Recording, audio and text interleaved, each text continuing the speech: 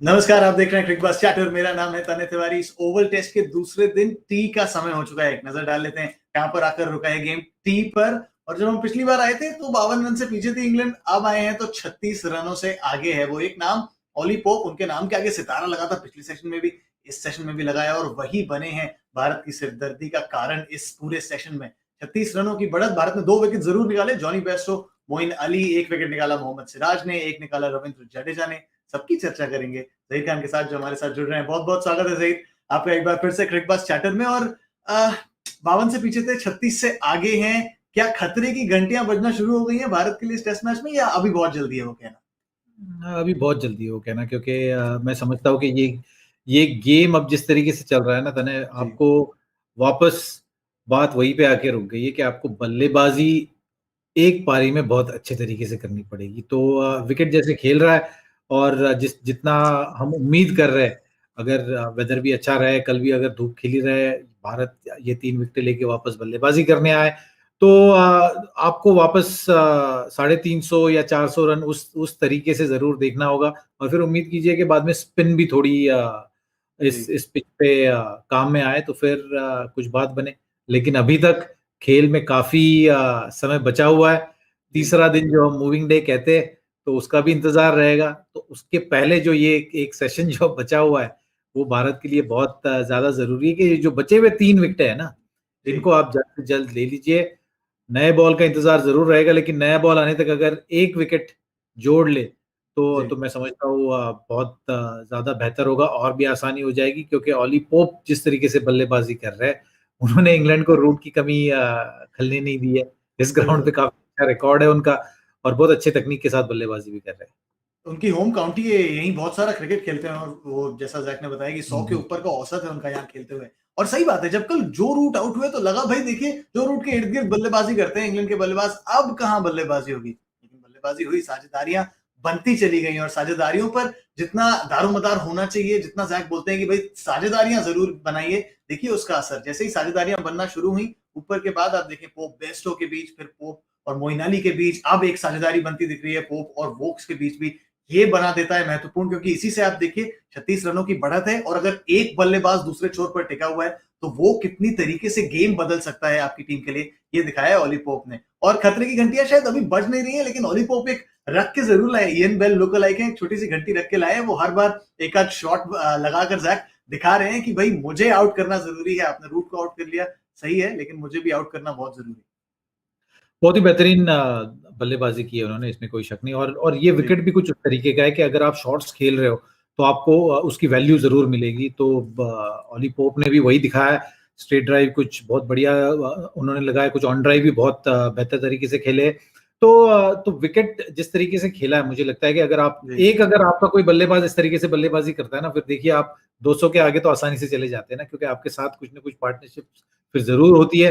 तो इंग्लैंड के लिए वो अच्छा रहा। रूट आउट होने के बाद ज़रूर दबाव में थे। बेस्टो ने उनका अच्छा साथ दिया। उसके बाद मोइन अली ने बहुत अच्छा उनका जी। साथ दिया। तो हाँ, ज़रूर इंग्लैंड के लिए आसानी हो गई उससे कि एक समय पे जो लग रहा था कि भारतीय गेंदबाजी के अंडर ये प्रेशर में रही टॉप ऑर्डर। जिस तरीके से बुमराह ने शुरुआत की थी, जी। उमेश ने आज जैसे दिन की शुरुआत की, तो उसके बाद इंग्लैंड के लिए ये बहुत ज़रूरी था कि कोई एक मिडल ऑर्डर के बल्लेबाज वहाँ पर अच्छी पारी खेले। और पोप अभी भी नॉट आउट है, तो एक वो ज़रूर देखना होगा भारतीय टीम के लिए, क्योंकि आपके साथ अभी वोक्स उन्होंने कुछ झलकियाँ दिखाई, इनका जी। शतक भी उन्होंने भारत के खिलाफ लगाया हुआ है, तो बल्लेबाज़ी तो ये भी अच्छी तरीके से कर सकते हैं। जिस तरीके से शार्दुल ने भी भारतीय टीम के लिए लोअर ऑर्डर में आके एक बहुत अच्छा योगदान दिया। तो उस तरीके के योगदान से आपको बचना होगा, आपको टीम से उस तरीके से अगर कोई बल्लेबाज़ी कर रहा है तो उनको दूर रखना होगा। इसलिए ये अगले 10 ओवर बहुत ज़्यादा अहमियत रखते हैं, मैं समझता हूँ।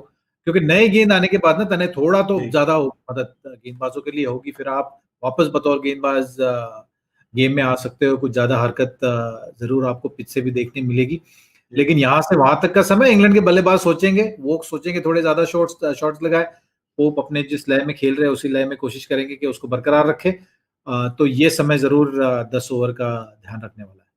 हमने देखा भी कि बल्लेबाजी आसान हो गई है, जैसा आपने कल बताया था हमें ज़ैक कि डे 2 पर बल्लेबाजी आसान होगी। लगा भी जिस तरीके से जॉनी बेयरस्टो खेले, मोइन अली खेले, लग रहा था कि बॉल बल्ले पर आ रही है और हमने सुना कमेंटेटर्स को भी कहते हुए कि अब लग रहा है कि ये कोई तो इंडियन सबकॉन्टिनेंट की फ्लैट पिच है जहां बॉल बस पड़कर सीधे बल्ले पर आ रही है। और अगर आप दोनों सेशंस को भी देखें तो 2-2 विकेट्स दोनों में गए, रन्स भी लगभग बराबर ही आए। लेकिन पिछले सेशन में आपको एक शिकायत थी ज़ैक भारतीय टीम से, भारतीय फील्डिंग पोजीशंस जिस तरीके से थी। देखिए 86 पर 2 था पहले सेशन, दूसरे सेशन में 88 पर 2। रन रेट में भी बहुत खासा फर्क नहीं। लेकिन क्या आपने वो बदलाव देखे जो बदलाव आप कह रहे थे पिछले सेशन में? आपने कहा था कि आप सिर्फ अटैक या सिर्फ डिफेंड मत करिए, बीच में संतुलन बना के रखिए। आपको लगा कि वो आया इस सेशन में?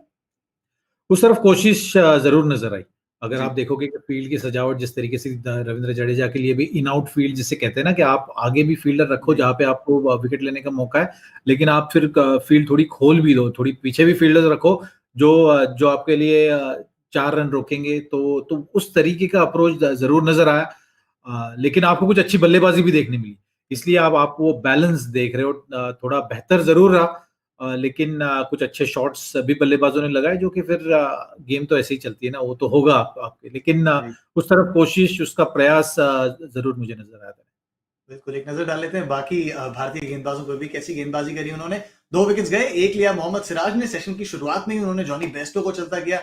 उसके बाद लिया रवींद्र जडेजा ने विकेट मोइन अली का जिसमें लगा कि शॉट्स लगाने जा रहे थे मोइन अली और वो भी आउट हो गए। उसके अलावा बाकी गेंदबाजी जैसा ज़ैक ने कहा कि काफ़ी संतुलित रही, लेकिन वो एक जो आंकड़ा है ज़ैक वो जो पिछले सेशन में 3.80 के आसपास था, अब 4.10 हो गया है। उमेश यादव की इकॉनमी बढ़ती जा रही है। क्या वो परेशानी का सबब होगा या आपने जैसा कहा कि वो विकेट टेकिंग गेंदबाज हैं, वो हमेशा विकेट लेने को देखते हैं शायद इसलिए रन्स भी ज़्यादा आते हैं उनकी गेंदबाजी से? देखिए, जब आप उस बॉलिंग कार्ड की तरफ देखते हो ना, तो आप बुमराह के एनालिसिस को छोड़ दीजिए, उसके अलावा आप वही एक एक रिपीट सा जी, देखोगे जो अब तक हमने देखा है।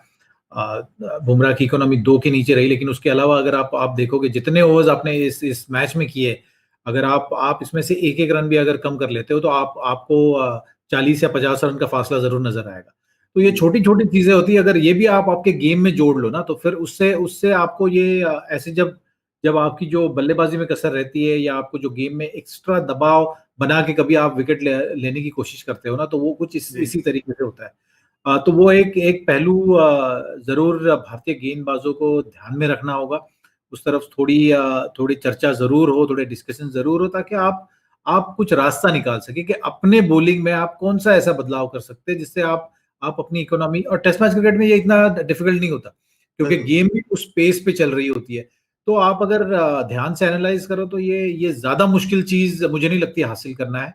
लेकिन जी। आप एक गेंदबाज़ी के यूनिट के लिए ना एक वो छोटा-सा अगर गोल सामने रखोगे ना, तो आपको ज़रूर ये असर नज़र आएगा। बिल्कुल सही बात है और बहुत महत्वपूर्ण हो जाता है जब आपने पहली पारी में रन्स नहीं बनाए हो, आप पहले ही बैक फुट पर हैं। उसके बाद अगर रन्स जाने लग जाते हैं तो सामने वाली टीम का मोमेंटम बनने लग जाता है। मोमेंटम बनता है, बनती हैं साझेदारियाँ, साझेदारियाँ बनती हैं, तो बनता है सरदर्द गेंदबाजी टीम के लिए। भारत के लिए बहुत महत्वपूर्ण होगा ये जो लोअर ऑर्डर की साझेदारियाँ हैं इसको हटाना क्योंकि हमने देखा था 2018 में जिस तरीके से सैम करन ने बल्लेबाजी करी थी लोअर ऑर्डर के साथ उन्होंने बहुत परेशान करा था इंडिया को। क्या फिलहाल इंडिया ने परेशान करा या इंग्लैंड ने परेशान करा? किसने ज़्यादा परेशान करा सेशन अपनी तरफ लेने के लिए ज़ैक स्मिथ ने? ज़ैक अब मुझे लगता है ये सेशन वापस बराबरी का रहा। ओके, मगर अगर आप देखोगे जिस तरीके से शुरुआत की, पहला घंटा मुझे लगता है वापस बहुत अच्छी एक एक पकड़ जमाने की कोशिश की भारतीय गेंदबाजों ने। उसके बाद जाते-जाते अगर ये मोइन अली का विकेट नहीं मिलता, तो मुझे लगता है कि इंग्लैंड ज़्यादा कंफर्टेबल फ़ील करती। आपको ये सेशन ज़रूर इंग्लैंड को देना होता, लेकिन एक थोड़ा लूज़ शॉट और जी, सेशन के जाते-जाते जो 2 विकेट हासिल कर पाए भारतीय गेंदबाज इस सेशन में, मुझे लगता है उसके कारण आप कह सकते हो कि ये सेशन बराबरी का रहा। आखिरी सेशन अब भी देखना होगा, अगर अगर ये लास्ट के 3 विकेट अगर 50 से ज़्यादा रन अगर जोड़ने में कामयाब होते हैं ना, तो फिर आपको कहना होगा कि इंग्लैंड का थोड़ा पलड़ा भारी हो जाएगा, क्योंकि 50 रन का लीड तो मैंने पहले ही आपको कह दिया था जी, तनय कि हमें बिल्कुल, देना चाहिए, क्योंकि आपको संयम बनाए रखना भी उतना ज़रूरी है। अ, बिल्कुल। आपको ये चीज़ ज़रूर ध्यान रखनी होगी, लेकिन उससे आगे जितने रन होते जाएँगे, उतनी ज़्यादा फिर जो आप कह रहे थे खतरे की घंटी बजेगी या नहीं बजेगी, तो फिर हाँ, अगर ये लीड उससे ज़्यादा होते गई, जितनी 100 के नज़दीक जाएगी, जितनी 100 से आगे जाएगी, उतने फिर मुश्किलें और दबाव भारतीय बल्लेबाज़ी पे और बढ़ता जाएगा। उतना ज़्यादा काम आपको बचे हुए मैच में करना होगा। बिल्कुल, कुशन देखिए सिर्फ 50 का ही है ज़ैक ने कहा जैसे-जैसे आप उससे आगे जाते जाएँगे, बिस्तर से गिरने का डर बना रहेगा तो कुशन के अंदर ही रहे जितना भारतीय टीम उतना अच्छा। फिलहाल बेहतरीन तरीके से गया ये सेशन। आपने कुछ मिस किया, आप स्कोर्स देखने तो आते ही हैं क्रिकबज़ पर, आइए इन मैच क्लिप्स, हाइलाइट्स, उसका भी मजा उठाइए। क्रिकबज़ प्लस के सब्सक्राइबर बनिए और कुछ भी मिस मत करिए। स्कोर्स तो आप मिस करते ही नहीं है, इन मैच क्लिप्स, हाइलाइट्स भी मिस मत करिए। वहां पर थोड़ा आर्टिकल्स और इंटरव्यूज का तड़का भी लगा देते हैं। एक नजर डाल लेते हैं कहां पर आकर रुका है गेम टी पर। दूसरे दिन इस चौथे टेस्ट मैच के देख सकते हैं आप, इंग्लैंड की लीड बढ़ती जा रही है, 36 रनों की हो गई है। और आगे जैसा जैक ने कहा, जैसे जैसे बढ़ेगी उस 50 रन मार्क से, वैसे वैसे तकलीफें शुरू होंगी। 10 ओवर दूर है नई गेंद, तो बहुत महत्वपूर्ण होगा भारतीय गेंदबाजों के लिए उस 10 ओवर में रनों पर अंकुश लगाना। फिलहाल अंकुश लग चुका है मेरी बातों पर, क्योंकि हम अब जा रहे हैं, जल्दी से टी सेशन शुरू होने वाला है, पोस्ट टी सेशन माफ कीजिएगा, वो देखेंगे। बहुत बहुत शुक्रिया जैक हमारे साथ जुड़ने के लिए एक बार फिर से क्रिकबज़ चैनल पर। बहुत बहुत शुक्रिया आप सबका भी। अब आप सबसे मुलाकात क्रिकबज़ चैनल पर स्टंप्स पर।